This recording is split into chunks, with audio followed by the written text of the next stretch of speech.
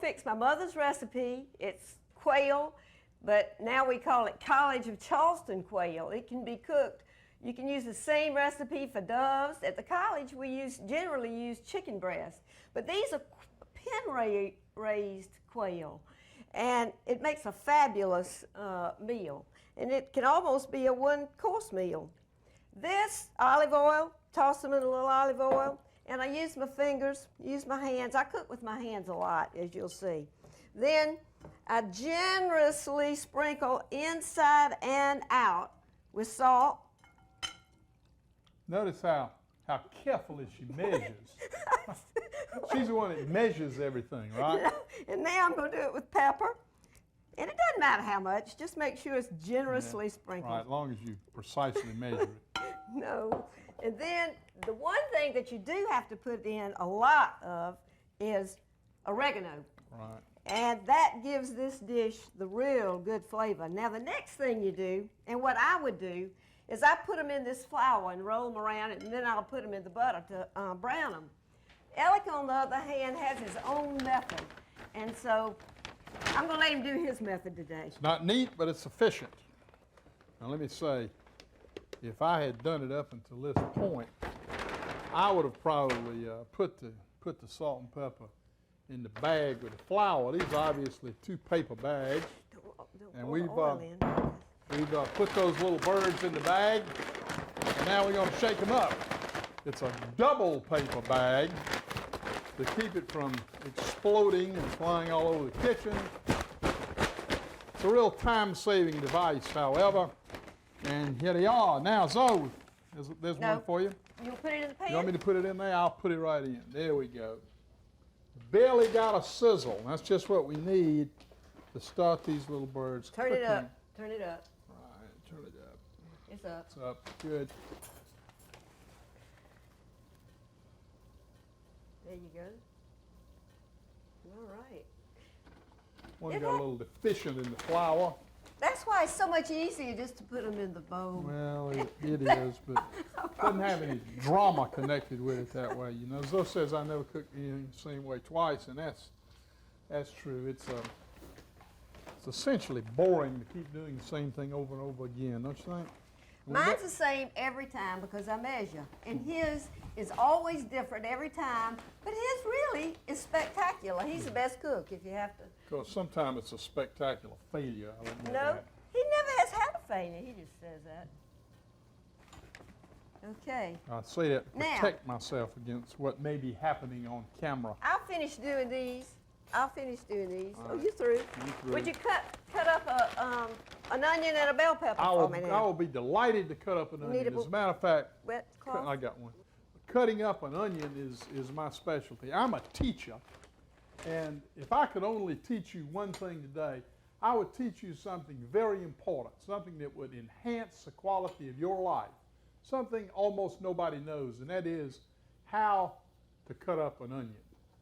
The way you cut up an onion is contrary to what is intuitive about cutting one up, not across, not in rings, but from stem to stern, starting with the stem of the onion at the top and the root of the onion at the bottom, and cutting the onion in half this way. Now, once the onion is cut in half, and you can lay the 2 halves down, they don't roll around, very neat. Let me say this about cutting up an onion and cutting up other things. You see these chefs on TV, these professional guys who do it with a sort of a rocking motion, cut everything up with machine gun speed. Well, I can do it that way.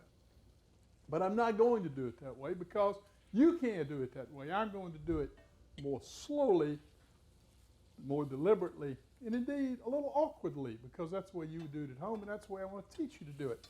This onion then, I'm going to begin by cutting a slice of the stem part off and throwing that away, and then peeling off the skin of the onion. Now, if you peel a little bit too much, like I just did, doesn't matter. I mean, it's just a little wasted layer of onion. What's an onion? It doesn't cost anything much. And then after you do that, you cut the onion in slices, but once again, not across the onion, but from stem to stern. You see how I did that? It's easy. And then holding your fingers carefully away from the blade, so as to avoid not cutting off the tip of the finger, something I have done on several occasions. You cut the onion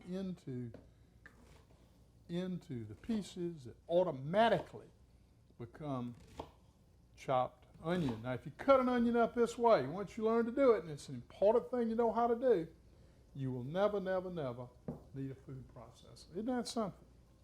Alec, you did such a good job on the vegetables. You got the bell peppers and the onions done, and now I'm going to pour the remaining olive oil and seasonings in the pan. I also cut up the mushrooms, but only the onion was a work of art. So now what I want you to do is to put the bell peppers and the onions in this pan. I'll do it. That's where we really get some sizzle, and you can't cook an onion without salt. So throw a little salt on there.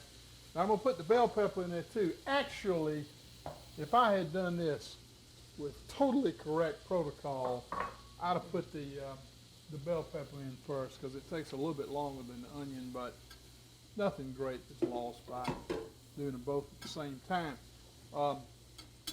Let me say that these are being sautéed, in the words of the French, in an iron frying pan. That's very important. An iron frying pan is something that every truly privileged family has, and I hope that you are fortunate enough to have inherited an iron frying pan, because proper seasoning is a matter of years, years of use. I know families, I have known families that were so impoverished that they were only able to leave their children china and silver, money in trust funds. Their estates did not include an iron frying pan, and I've always felt sorry for families like that. I think these are almost done. Sure. Now let me tell you what I'm going to do. I am going to take the,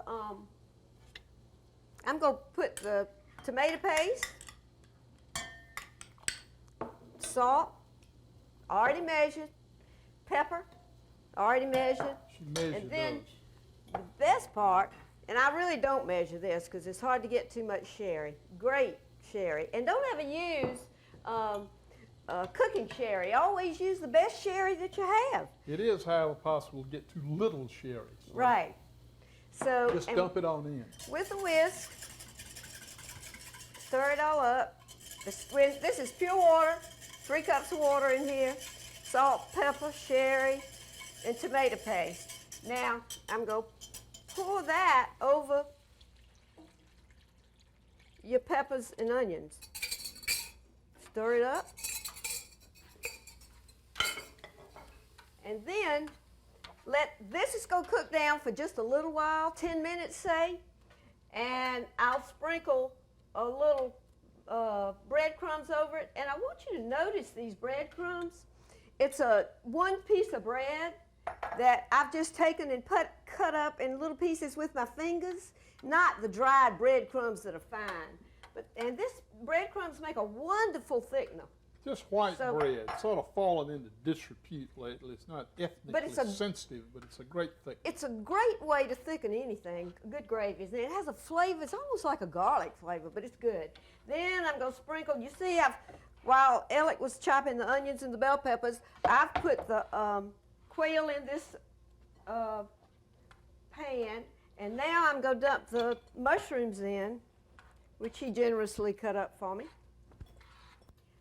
And now I want to show you just what that's going to look like when it cooks down. This is a great gravy that's cooked down, and we're just going to pick it up and pour it all over this. This is more than a gravy. This is a fine sauce. As a matter of fact, when we reach this stage of the recipe, I'm often Can I have the tempted spatula? just to stop and eat the sauce. It really is. It is wonderful. Truly It's wonderful. really good. Okay. It's got the quail flavor already. Now, what I'm going to do is put this in the oven, put the top on it. Excuse me, Where's got to the get top? the top. I got it. And I've already got a finished product in there. While this one's, now you know, That's cooking. what, that's what professional chefs always do. They already have one already cooked. And we did that. We did that just to prove we could do it. Put. There it is. Isn't that beautiful? And Isn't it that is beautiful? delicious. Beautiful, beautiful, beautiful. Those little birds in there. Mushrooms are cooked. Elika, you go tell them what you did with your, Yeah. Let me tell you the most successful time we ever did this. We had a big supper out at Dixie Plantation, a very elaborate supper. And Zoe cooked not a dozen quail like she usually cooks. She cooked 500 quail for these people that came to this elaborate dinner, and we had it under a tent. It was beautiful, and when it was over, naturally, some were left over. We had about 50 left over. And so we decided not to do what we normally do with leftovers. Normally we just feed them to the students in the cafeteria the next day, but this was such an exquisite dish that we decided to freeze it for a later occasion. So we froze these 50 quail in a block of ice. And then about 6 months went by, and I said, so, we better see about those quail. They've been frozen in that block of ice for 6 months now. And so we thawed them out, and to our initial dismay, they just fell to pieces. They fell to shreds there after they'd been frozen for 6 months and thawed. But there they were in this rich sauce, all falling to pieces. So what we did, we reached in and we gently pulled out those little small quail bones, leaving nothing but the shredded quail and the rich sauce. And then I changed the name of the dish to quail stew. And I took it over to the Southeastern Wildlife Exposition, which was then in process, and I entered it in the contest in competition with great chefs from all over the Western world. I called it quail stew. I served it on a generous bed of rice, and that's what it looked like. And just to sort of finish it off, I cut up a little parsley on it. This is the way you cut parsley, by the way. Once again, no food processor is required. You just take a pair of scissors and cut it up like that. And I didn't decorate the plate like those guys on TV, but this was enough for the Southeastern Wildlife Exposition to give me first prize. The blue ribbon, won the whole contest.